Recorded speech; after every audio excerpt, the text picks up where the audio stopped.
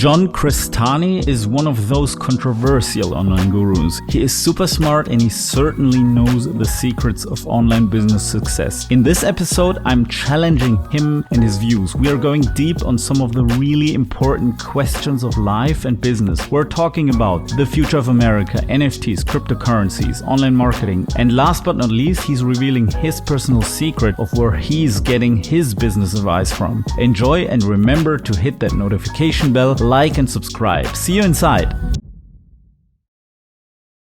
Welcome to Svencast, everybody. Today we got John Crestani here. John, welcome. Hey, happy to be here, man. Thanks for coming out. Dude, how are you doing?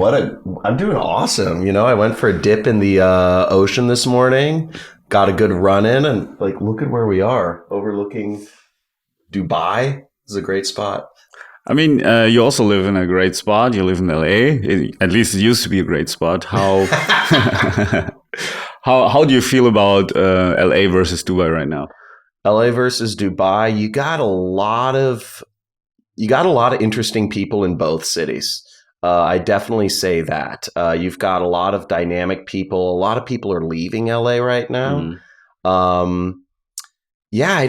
don't feel good about LA right now. I see a lot of the smart people are moving to Austin. They're moving to Miami. They're moving to Puerto Rico. They're moving here, right here in Dubai. So it kind of makes me sad. And homeless people, our politicians allow them to just run rampant everywhere. And it's kind of very not family friendly, you know, and yeah. So I don't know, but I like where I live. You know, I have a pretty nice, I have a little pretty big spot out in the mountains, and you know, I have my nature. I don't even see any of my neighbors. I got, you know, really? I have a cool house, 2.5 acre horse ranch. Oh, nice. So, yeah. It's this little horse ranch, but yeah, we're building some 6 stables there. So you're riding horses, actually. I'm going to learn. Are you a cowboy? I'm trying to be, right? I'm American, so I gotta play into it. Yeah, I was always wondering about you Americans. Is that cowboy thing more a Texas thing or more in general? It's more of a Texas thing, but you know, I played this game called The Witcher, which is a Polish video game about this guy who goes around and seduces witches and sorceresses and kills monsters, and he rides around this horse. And I was playing this game a couple years ago, and I said, oh, that'd be so cool to ride around on a horse and look at the sunset. And then I was because the game, it's so beautiful, it's so well done, it's the best game I've ever played. And then I said, wait, I can do that in real life. I can actually do that. I can buy a horse race. I can buy a spot in the mountains and so I said, well, let's just make it a reality. So, you know, that's cool. Yeah. I mean, I also bought a spot in the mountains in Switzerland. Yeah, that's pretty cool. Whereabouts? Near Zermatt or near in Zug. Zug. Yeah, because that's Crypto Valley. Valley. Yeah. Yeah. It's called Crypto Valley because a lot of crypto people are there. When did you first buy Bitcoin? Do you remember? A few years ago, but just one. And how much was it? That sucks. It was at maybe, I think 15K. Okay. But but I wish I would have bought more. I actually have friends who own thousands of Bitcoin, and they're super, super, super rich. Yeah. And they didn't really build a big business. They're just managed to buy thousands of Bitcoin. Yeah. And they're so liquid. Yeah. It's amazing. And yeah. And one of them, he actually sold a lot of Bitcoin at it was at around 65K or something. Oh, and then and then re-entered bigly when it was at 3K, and now it went up again. This is this is more than luck. This is not fair. Yeah. Some people see the future better than I know I do. But did you buy Bitcoin? When it was $20. Yeah. So really? Yeah. So you're one of them. I wish I could say oh yeah, I'm here, I bought it and I kept it and I wrote it all the way up. No, it all got, I got exit scammed or the Silk. First I was keeping it on this one called Mount Gox. And the site got, the owners left. I never put it in cold storage. I got rug pulled 3 different times. One was Mount Gox. One was Silk Road. I kept most of my money on the Silk Road. Fuck. And then the other one was Empire Market or something. I got it. I wish I had kept most of it, but I never put it in cold storage. I never put it on I always kept it in a hosted thing. Yeah. And it's crazy. But yeah. This is crazy. Yeah, the same thing happens to NFTs at the moment a lot. Like there are some glitches on OpenSea, the NFT platform. Yeah. So that if someone transferred it to another wallet and then when it gets transferred back, then automatically it's for sale for some old price. And a lot of people lost Bored some Apes. Middleman kind of, yeah. Yeah, so some people exploited that, some hackers, and so they were able to get Bored Apes illegally. That's a cowboy. Talking about cowboys, that's a cowboy industry right there. What do you think about NFTs? NFTs, I like the art element of it. I'm not, I don't think there's much value in necessarily the art. I think, but in terms of a single transaction being able to have sort of like a blockchain to it and having multiple transactions and having everybody kind of in that chain kind of get a piece of it. I think that's part of the future of the financial industry. I mean, the financial industry is being, it sounds weird. The internet's taking over everything, right? Yeah. The internet hasn't taken over currency or transactions yet. Not fully, I actually liken it to a science fiction book that was written in the 70s, 79 by Werner Vinge, called Rainbow's End, where he talks about affiliate marketing. He doesn't say affiliate marketing, but he talks about what the future of commission-based transactions are. And in the future, anybody involved in capitalism is basically on these blockchain transactions. They're somehow involved and, everybody gets a cut. Everybody, when when a single action happens, everybody in the blockchain gets money. An example would be let's say I want to know every single tenant in the Burj Khalifa. Yeah. I'm I want that information because I want to market to them or something like that. This was an example kind of similar to what was in the book.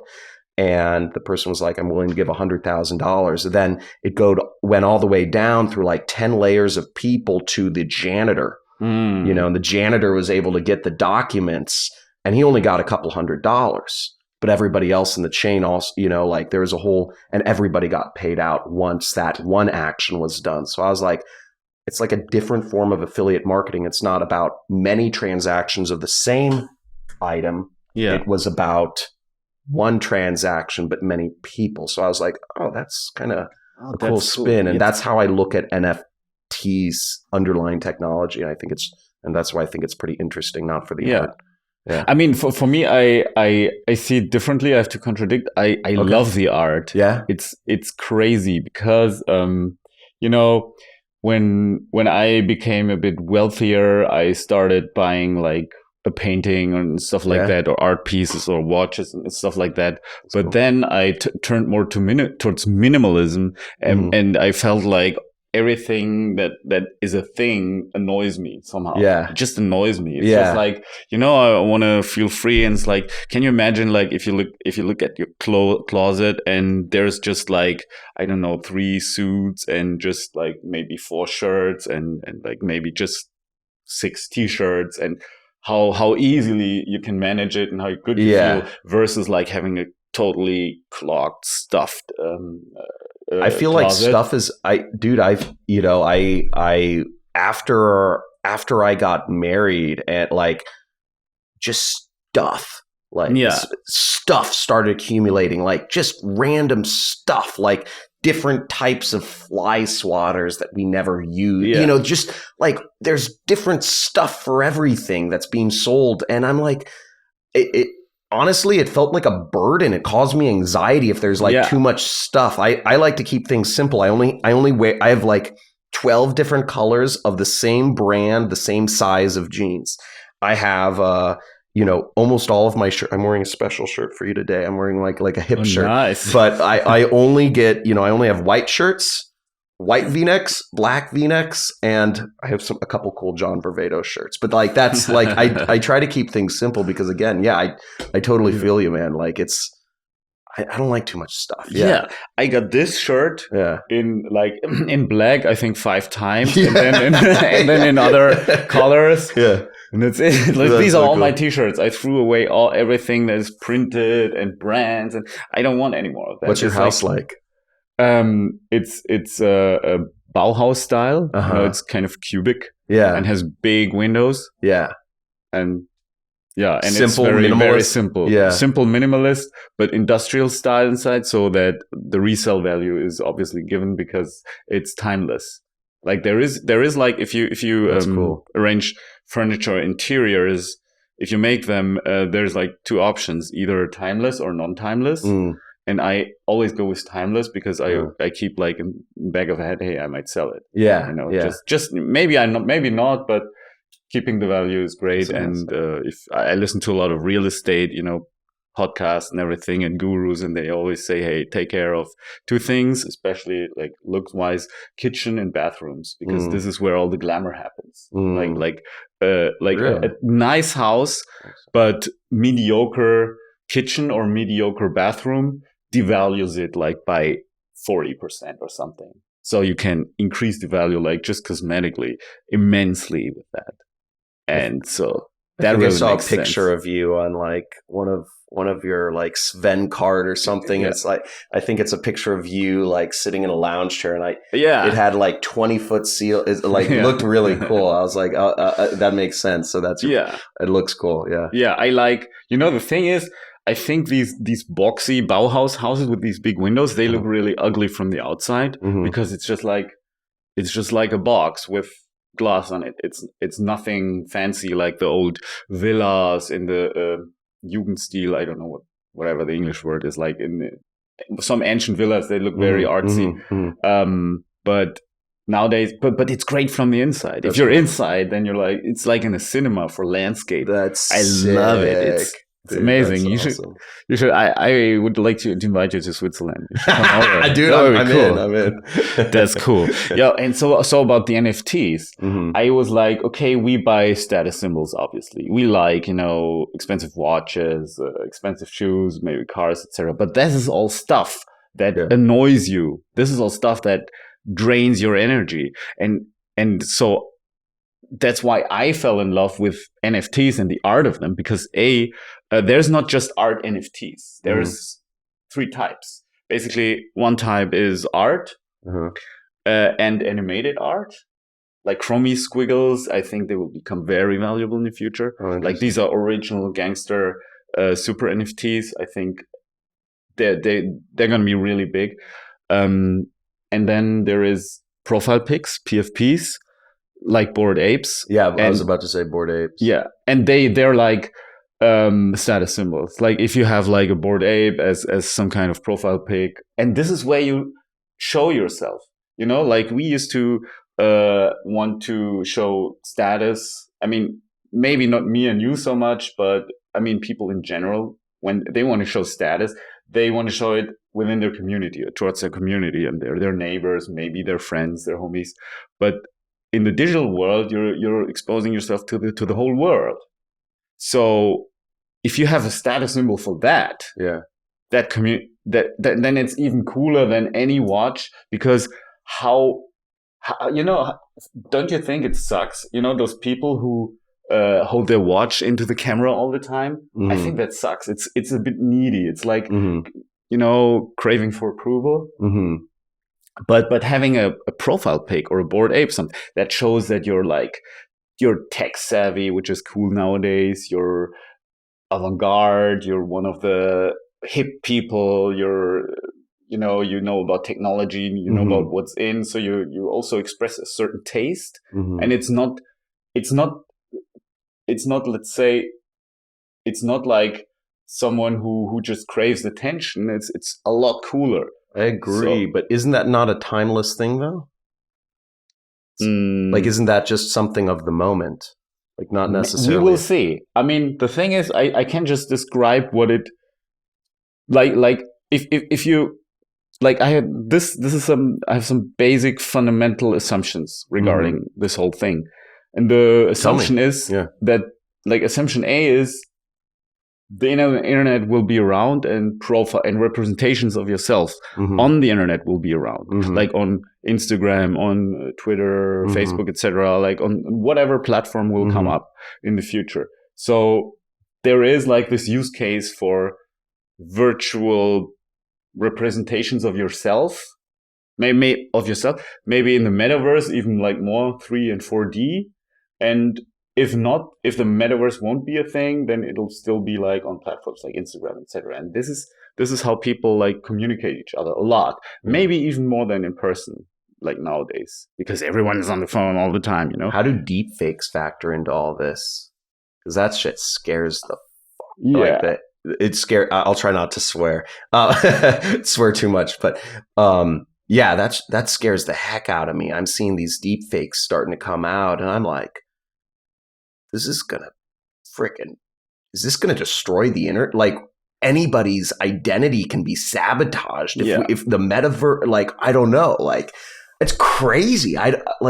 Does that factor into NFTs at all, or like, what are your thoughts on that?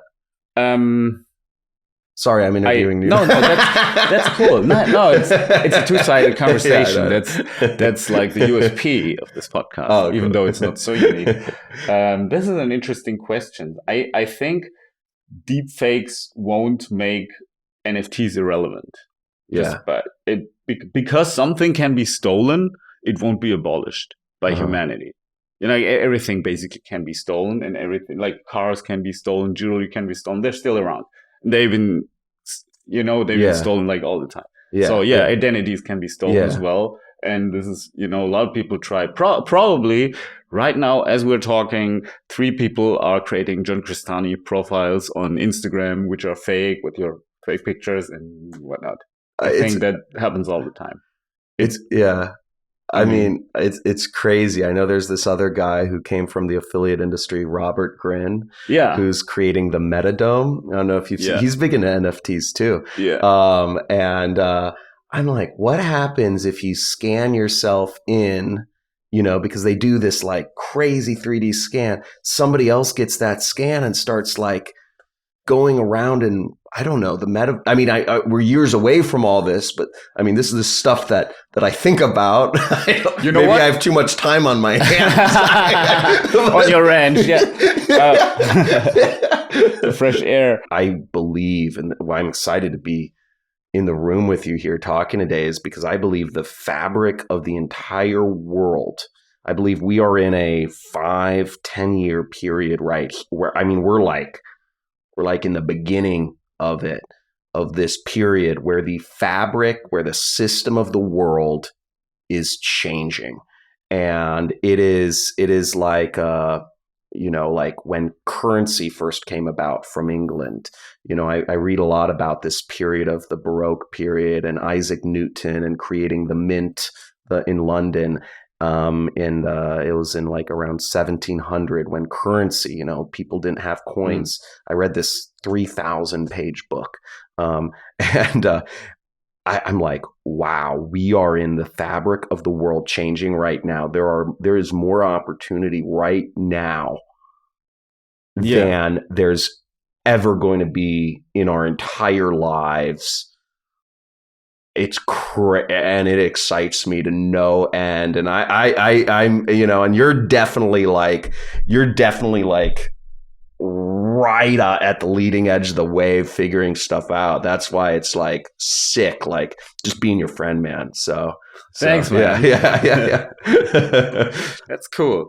Yeah, I got very fascinated with that NFT stuff because my basic assumption is it's all about emotions. Like ultimately, anything we do is about emotions. And I noticed what kind of emotions I got with NFTs. Because once you kind of accept for yourself that it's valuable to a certain group of people, but still that's enough. I mean, for me, like physical paintings are pretty much without value because they're too clunky for me. Or Lamborghinis, it's just it's like not practical. I like comfortable cars, but for some people it's valuable, and I just have to accept that. So the same goes for NFTs. I accepted that these graphics are valuable because then they are really mine, and the blockchain community and the NFT community would verify it and see it the same. And that's what makes some certain pictures like incredibly valuable. And I think that won't be taken back. We won't go back from there. And once you accept that, and then I was like, I get so excited. It was like, oh, there's all these nice pictures, and I love them. And pictures, and oh yeah, they're more expensive. And you know, I could go shopping on a shopping spree. You know, what, like What's the most you've spent on an NFT? I think 400,000. Nice. Bored Ape. Yeah, I was about to say it was a CryptoPunk one with like a logo of the BAYC. Okay. With a red hat. Yeah. I love it. I look at it every day and I'm so in love. And now I know that sounds crazy from someone. I think it'll be sick if you actually like, I don't know if people do this, but if you could like actually frame something like that on the wall and like have a digital, like you have some cool glass so it doesn't like have too much glare, but like you actually have, I don't know. I've always thought about that. I love art too. I have a lot. I really think of through the art I put around my house. I do like art, but that's sick. You got a Bored Ape yacht club. Yeah, and I see the beauty in it, and all of it. It's cool. It's like crazy, and it's so much. It gives me so much emotion. So so much emotion. Certain NFTs, I just constantly look at them, and it's like it's so addictive. And I noticed that, and I know that.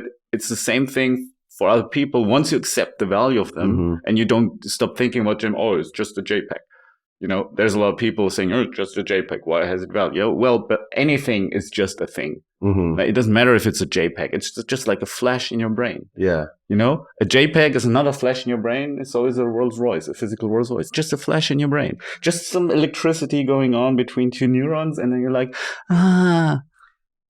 So going off of that, man, so I'll tell you like huge emotional moment, like little kind of status symbol. I remember I was flying charter to Burning Man one year, and I'm on this plane. You know, there's only like 5 or 6 other people, and we're flying from LA up to Black Rock Desert. Have you ever been to Burning Man, by the way? No. Okay. Not yet. But we're flying up there, and I saw that this guy was sitting like kind of next to me, and he had a hat with like a cool like kind of like outline of a boat, and it was like like I don't know, whatever it was, like Victoria, whatever the boat's name, and it was like just like a little outline of a boat. I said, "Oh, that's a cool hat, man. Like, where'd you get it?"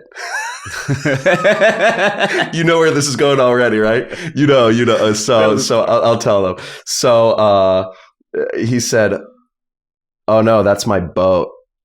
Like that's my, like, it's not like a thing you buy. It's like I was like, oh, and it was a big boat." Right. Okay. It was probably like, an 80, like an 80-foot yacht or something, like, I was like, oh, I mean, it was I was like, dang, I was like, oh, and that's when I learned, because I'd seen that maybe once or twice before. I'd never but I just thought it was a cool hat, but I was like, oh, that's huge. And that was really interesting. And talking about an emotional, I was like, that realization, I was like, oh, this is not a normal human being I'm sitting. This is like a high performing, like epic dude that I'm sitting. Like, that's awesome. I don't know. It had I was like, whoa, like this is a different sort of interaction. And it was pretty neat. He was a cool guy. He ran some sort of like big marketing agency or something somewhere in the East Coast. But yeah, it was cool. Awesome. Yeah. I think there's a lot of super successful and super rich people out there. It's crazy. If you like fly over some ports. Like I sometimes do that with a helicopter. And there's so many boats and ships there. Yeah. It's crazy. Yeah. Like, I mean, thinking about like how much it costs, the maintenance, etc. Like they're broken all the time, and you have to fix something all the time. But there's still so many people owning all these things. Yeah. It's crazy. Yeah. I did the math just for the podcast. Probably like $30 to $40 million was the cost of his boat, you know, so crazy. You know, it's like, oh, that's your boat, you know, like, yeah. So. This is like, do you want to have a boat? Like, do you want to own a boat in the future? Eventually, you know, I'm actually like, so I really like different methods of transportation. I don't know. I've always been into traveling, right? Like we're talking about like horses, like I'm going to get into writing. I learned to fly helicopters. So I'm like a helicopter pilot. Really? Yeah. I don't have a helicopter and they're like unbelievably expensive insurance and maintenance. It's just better to rent them. But yeah, I like doing it for fun. It's also like the exhilaration of death. Like, I don't know how that, you know, yeah. Like living on the edge, you know, like I love that, you know, like I do like weird stuff. You're adventurous. Rock and I were talking about like kite surfing and like skiing and like these are things like people can die, you know. I don't know, a helicopter, it's a freaking rush, you know. Like you like these things are dangerous. Depends on the size as well, right? It doesn't matter. Helicopters like are dangerous. The more small, the more shaky, right? The more small, like if you have, it's just if you press the wrong buttons, you can it's there. It's physics. So the thing is, the helicopters. One thing is you can't go straight down. You can't. If you're hovering, you can't go straight down because the blade is shooting. It's sucking in the air from the top and it's shooting dirty air down and kind of like a thing. So if you go down into the dirty air, the plane, the rotor actually loses any traction and you just start falling unless you know to turn. The other thing is if you go too fast, because the blades are going around. So if I'm going 100 miles an hour and my blades are spinning at 100 miles an hour, it means that one blade is spinning at 200 miles an hour if I'm going forward, and the other is going at 0. So so if you're going in a straight line, 100 miles an hour, and your blades are spinning that fast, the helicopter will literally start to just roll over. Then you will be down. And there's all sorts of examples of these different kind of like weird physical interactions of like air and rotors and like engine failing and like gas and all these different, there's like a lot of these different things where you get it wrong and you don't know how to get out of it, you can die. Right. So in that example, like if it rolls over, if it flips over like that, you're like, it's just going to fall. Like there's not like an escape. There's not like a button you press to like eject yourself out. Yeah. You just die. Like, and it happens. And like part of learning to fly helicopters is there's a whole community, you know, like we review, you know, I'm sitting there with my instructors and we're reviewing cases where people have gone through each of these things and we're like, you know, plotting it out on a map, you know, like all these different things. It was really fun. It was like a lesson in physics. Yeah. So I perceive you as some kind of futurist. What do you personally see for the future where you said, okay, there's so many opportunities and changes. Yeah. What's your prediction for the future, especially business wise and online marketing wise? Sure. I'd say, you know, everyone is going to be an affiliate marketer in the future, at least everyone involved in capitalism. And if you really want to like niche it down to something that's maybe tangible, anybody who creates content is going to be an affiliate marketer in the future. And I have a ton of predictions about the future, but personally, like if we're just sticking with one, I'm trying to keep it to some, you know, like my mind can go in a billion directions. I try to keep it simple because I want to maximize the wealth I create in this world. And of course. So I'm, you know, but I see a lot of things for the future. Other predictions for the future. Yeah, I think crypto's huge, but I don't think any one single crypto is going to win. I think the future of money is going to be multiple cryptos, like for different use cases. Like Bitcoin is becoming kind of like this like almost like your investment portfolio, the way I think of like I have money with my wealth manager, then I have some of my like own investment accounts I play around with, and then I have like cash in the bank, and then I have personal, and I have credit, like you have all these different buckets of money in our personal lives. And I think that's going to be almost like you're going to have different crypto for like, going to the grocery store versus what you use to pay your rent maybe, or, you'll have different buckets of money or what.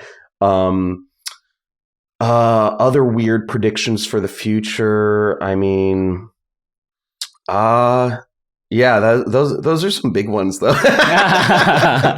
Yeah. So to add to that, I think tell me about yours. Yeah, I think there will be governmental cryptos in a sense where they can also Fed have coin. Fed coin, where they also have the power to inflate crypto. Because even though it's a contradiction, this is something I believe. Yeah, because that makes sense. I just can't see the future. I just can't see the central banks going, freedom for the people. I think they still want some sort of control, and 100%. And it'll be interesting. Probably there will be, let's say, cryptocurrency unions, like areas in the world where this cryptocurrency is used, like maybe some type of just like it is digital today, right? US dollar or something in North America or whatnot. Maybe even in South America, because they use that a lot too. What do you think about the metaverse and the future of the metaverse? How will it influence humanity and business? I think the metaverse, like, other crazy predictions from the American. Here comes one. I think there's going to be depopulation of the world, but I think it's not going to be like bloodshed. I think it's just going to be like a couple generations of people get so sucked into TikTok and the metaverse, they're just not going to have kids. Like, if you're going in the metaverse, like, I'm sorry, like the average, I'm sure there's a direct correlation between time spent on social media to how many children you have. Like, I'm sure, I don't have data on this, but I'm sure there's a graph somewhere. I can explain it even biologically why you're right. Okay, tell me. What do you mean biologically? So the reason why we're hooked on social media is dopamine. Yeah. And if we release excessive amounts of dopamine, we kind of become resistant to it. Just like you get resistant, you need more and more alcohol to get drunk, or coffee, or any of that sort.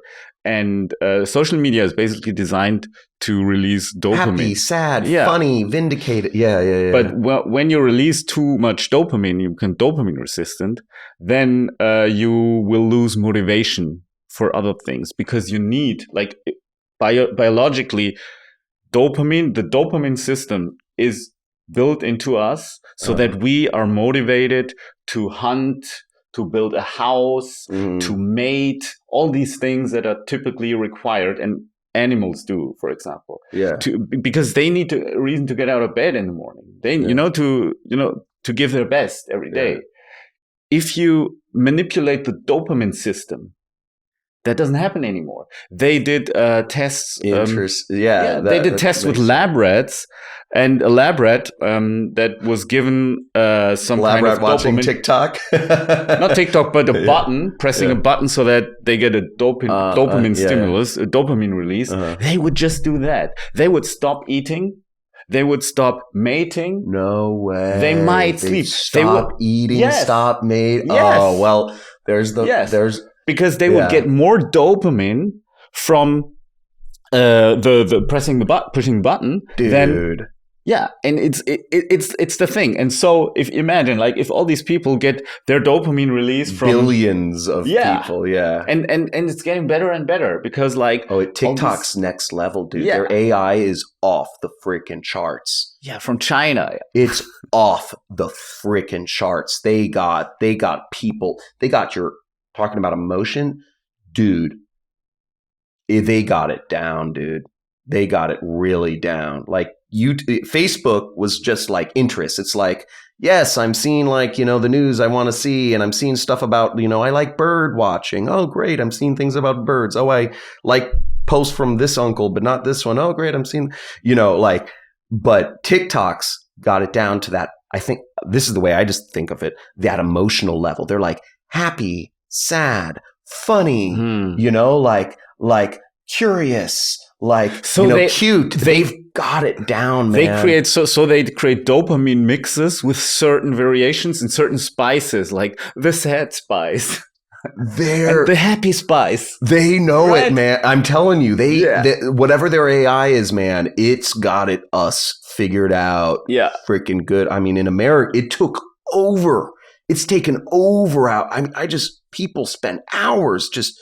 I'll be at a restaurant. I'll just see somebody, like, I'll come in. They'll be sitting there on like a chair, just going like this. I'll leave 30 minutes later, and they're just still there. Just and it's technically nothing. But this button of the lab rat. So at the end of the day, they just release our dopamine so that as a result, we're not motivated to do anything. And that's why you have so many people who are so lazy, who are so crazy. Complaining about everything. Oh, this is too hard. This is too hard. Plus, you got all this, you got all these fat. What's hard in today's? You got all these unhealthy fats and sugars, and everything is just releasing dopamine. So all our environment is designed to have us release permanent dopamine all the time, and as a result of that, we won't mate, we won't do anything. We just want our little device with the dopamine trigger. So what are some of your crazy predictions for the future? So that's why I'm saying you're right. Yeah, that's because that won't stop. Where does it go? Where do you think it goes?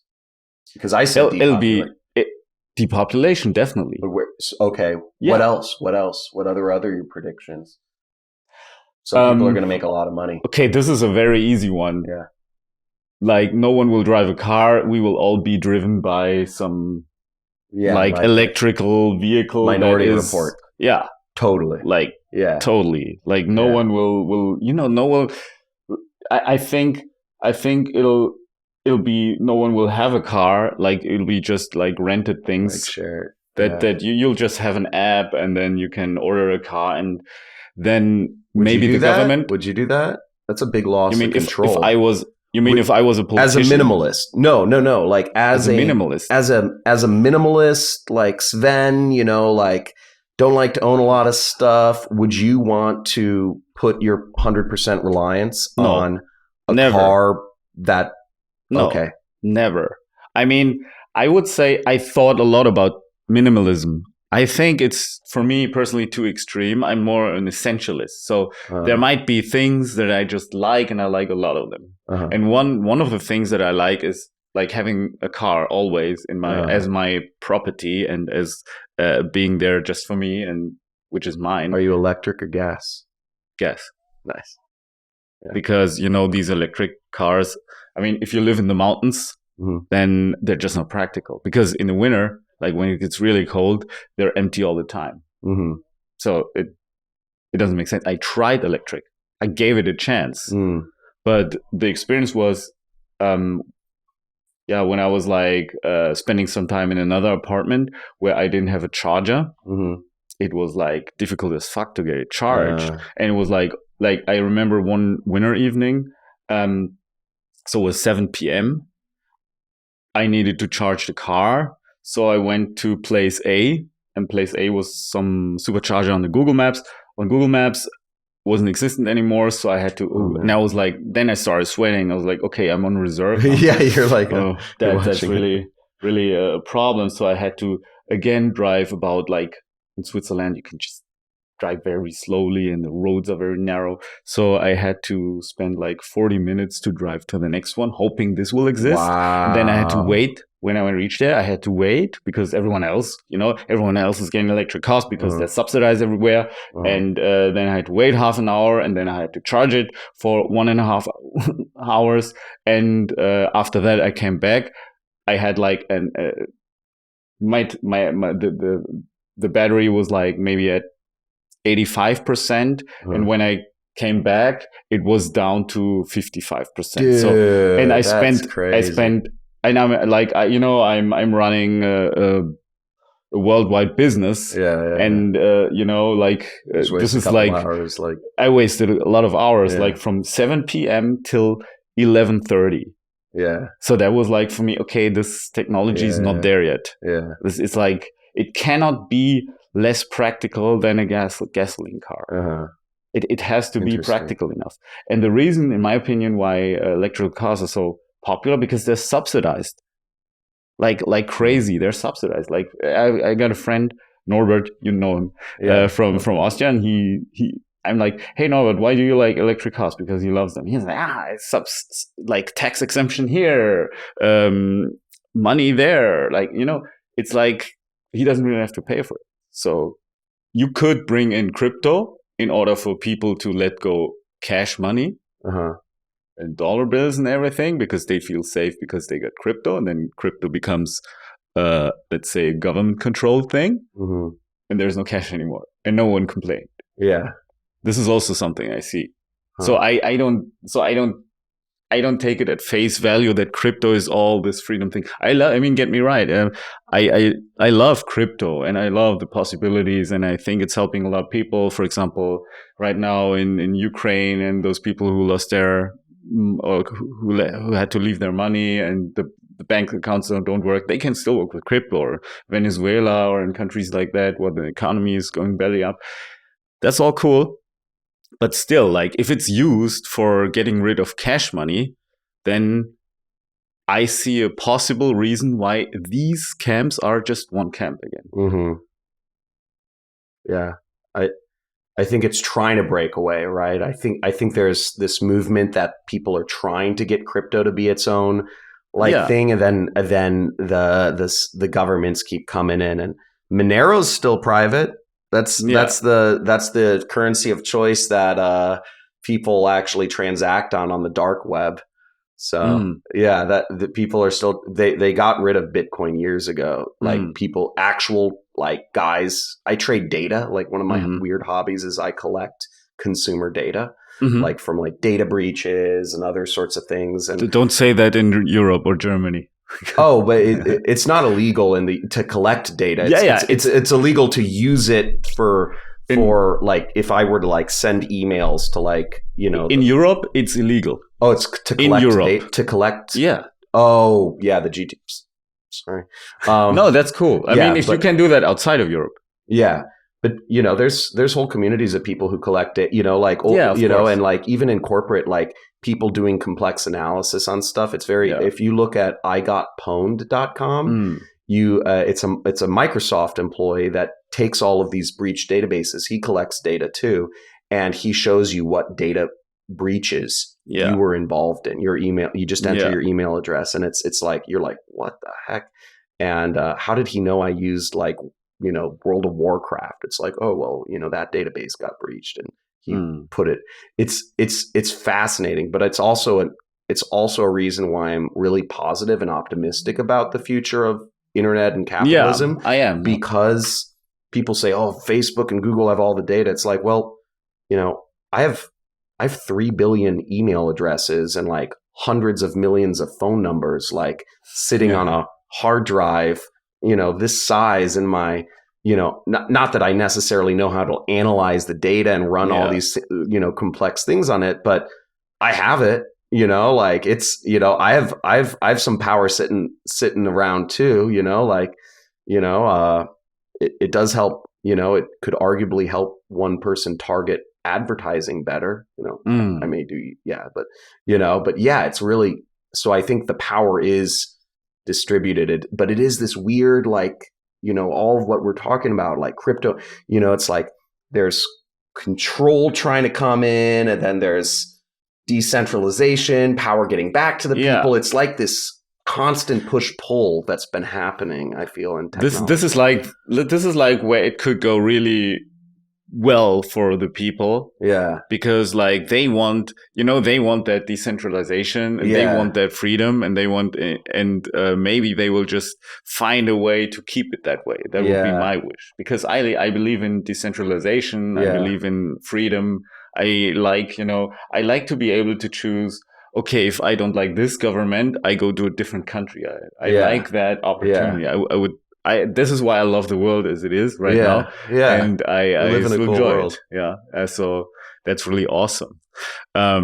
So I think, just like you, the future will be great, and right now we're in these exciting times where you can position yourself as an entrepreneur, and you're as well an entrepreneur. Like, what do you see? What are some of the things, if you were to start a business right now, like from scratch, what would you do and how would you start? Oh my God, that's really funny. Okay. If I were to start it completely from scratch. So what's funny is I'm in a year of transition, right? Like this, I decided like late last year, because I've been looking at like, do I want a personal brand business? Like Elon Musk has a personal brand, but doesn't have a personal brand business. Yeah. And I see, right now I'm in a personal brand business. I'm selling training courses and mentorships, and I do fine, but that's not where I want to be. So I've been thinking about this a ton lately. And like, a lot of things changed in my personal life last year. And like, I've got a lot more time, and I've got, the freedom and all this stuff to do that. So I've been doing this. I'm actually starting a new business, and I was, at some point I was going to actually ask you to be an advisor for it or something. Oh, really? Yeah, we got, but I'm working with, we got, just a couple days ago, we got a commitment for 200,000 from like a startup incubator in Austin at a $2.8 million valuation. Like, no revenue. It's affiliate marketing lending, and it's basically helping accelerate more people to be affiliate marketers by advancing commissions to like influencers and content creators. Interesting. And so we're trying to push that forward. Now, exactly how we create it, I'm going to work with the people. They've raised hundreds of millions of dollars for some of their portfolio companies. Like, I want access to lots of debt. Like that's so first off, I'd say if somebody's starting a business, figure out where you can get in to get access to lots of freaking debt. Like, so you can go all in, like, instead of like and this goes against advice I've gone and said in the past, but I'd say, instead of just looking at like, how do I turn $1 into $2? I'd be like, how can you get like $10 million on the table and turn that into, now you have like just like that. Like in America, for instance, like you can get an SBA loan for up to $10 million.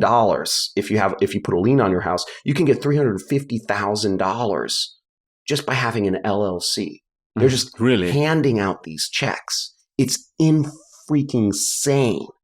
It's insane. I was like, I hang out with all these old Jewish entrepreneurs in LA. Like that's my crowd, like 50 and 60-year-old, like old Jewish entrepreneurs. They like tax mitigation and all this other stuff, right? They know it. Like, also if you're starting out in business, I'd say hang out with some old successful entrepreneurs. Like hang out, like old dudes generally have time on their hands. They like young people who are who are like go-getter, eager beaver types. Like you hang out with some old successful people. They got time. Don't try to hang out with the Tony, Grant Cardone, the successful people like that are like influencers. Don't try to get Elon to tweet back. Like hang out with old dudes who are like rich, but nobody knows them. Okay. So I do that. Like surround yourself with the right influences. I'd figure out a business where you can get, or access to just lots of debt, and I just do something that involves the future. Any of these spaces we're talking about, right? Like you're involved in crypto, you're involved in this, you're involved in any of these areas. I would just make a hypothesis, something that you're like, this is something I believe in that most people might not believe in, and I'm willing to go all freaking the way on this one belief. And I'll put my company $10 million in debt to try it out. I'm going to surround myself with the smartest people, or I'm going to get, I'm going to go all the way, instead of just being like, I'm going to try to do, like you just double the heck down, because right now, this time period, we got to go. Like this is where wealth is created. So many billionaires will be created I mean, it's all like that. It's all seeds right now. Like you plant the seed now, there's going to be so many people that are come out of this next couple, 5 to 10 years. Like I think we're couple years in, so I think now's the time to freaking do it. And I would another thing is create content, put content out there. And this is something I say on my YouTube channel a lot. I say produce, don't consume. I say, if you're sitting there scrolling through TikToks, even if you're here watching this video, if you're watching my videos and you're not doing anything, you're not using it to learn, you're using it to like, help try to like risk mitigate and like, or entertain. I'm like, learning is a very concerted thing. You watch, let's say you watch a video, like if I watch a video on how to screw in a light bulb correctly, I go screw in the light bulb then. And I'm not watching I'm not watching endless amounts of video on how to screw in a light bulb just so I'm like, okay, I want to make sure I got it for the 50th time, because I get a lot of viewers on YouTube that are just watching and they're not doing. So I say produce, don't consume. Elon's producing tweets, or he's producing, whatever, but he's putting stuff out there. So, I think if people just go by that, surrounding yourself with really intelligent people, getting some hypothesis that you can use as your foundation to blast, to create a company around. If it's, let's say it's like cryptos, like Bitcoin's going to 100,000, right? Yeah. Then you should be getting every single person that you ever come in contact with. You should start like a crypto fund and get every single person to put money into it. Because you're saying, look, Bitcoin's going to 100,000 in 5 years. So anybody you meet, like any dollar you say, do you have any money in your pocket? You should like give it to me to put into crypto for you, Graham. I mean, anything. So I know that sounds crazy, but like if you're, you have to go all the way and raise tons of debt. Take out an SBA loan you don't have to repay. It's like 0%, almost 0% interest. 10-year repayment, start an LLC, take out $350,000 and just dump that into whatever your prediction is. If you fail, you know what? You're still going to have a place to sleep at night. You're not going to starve. I think people get so worried, you're not going to die. You're not going to die. Yeah. But the upside is you become a god. You become a god among men. So I don't know. Those are my pieces of advice. This was amazing. Thank you. Yeah, I really enjoyed this conversation. As a last question, what are your personal next steps? So what are you like doing with your company? And So I'm going out to, so my company is fairly automated at this point. We're doing, we have a good funnel. We're advertising on YouTube. We do all right. It affords me a nice living. I have a 10-person company, and I've automated a lot of it through studying OKRs, objective key results. We do it on a quarterly basis, KPIs on a weekly basis, but lagging and leading KPIs. I like leading KPIs, which are not like profit. It's, it's like profit is obviously a lagging KPI. It's, so I do a lot of that, and I have 3 calls with my team. So I've automated a lot of my business, which I really like, and just learning management and smart management has really helped me out amazingly. But my next steps are actually March 7th. Which a week from tomorrow, I'm going to Austin for 6 weeks to work with these people in the financial industry to help that, they come from the investment community, the debt community, to help me refine this idea around affiliate marketing lending. So I'm going to be working with them for 6 weeks to refine it and set it up for, and I'm going to do what they want. This is very interesting because you could like go 2 ways. You could for example, like as a long-term vision, you could go to the stock market and raise a lot of money through that as well, or you could tokenize. Have you thought about that? I don't want to raise money from my audience. I want to get into the bigger leagues. I view that as the minor leagues. Yes, I could go the route of Tai Lopez and Grant Cardone. And a lot of these other business influencers where they raise money from they raise lots of money from their kind of consumer audience. but I view that as being there's the but I view that as dumb money. Mm-hmm. Okay, not trying Smart to be offensive money to my audience or anything, but it's not. I want, like, in these Vanguards and the Black Rocks and these circles up there, I want to have an inside man or an inside path to getting hundreds of millions of dollars if I need it. Mm-hmm. Yeah. So, I mean, basically, I'm starting a company on the hypothesis that everyone in the future is going to be an affiliate marketer. I'm going to try to do that very fast by raising lots of debt, and I'm trying to move a little bit away from being like a personal brand business to being more into the software and fintech space, SaaS and fintech. I think that's the space to be. So. Awesome. Welcome to the SaaS space. Thank you, man. Thanks for being here. Enjoyed the conversation a lot and looking forward to the next time. Same, man. Awesome stuff. Thank you. Thank you. If you enjoyed this episode, hit the subscribe button and never miss an episode of Svencast again.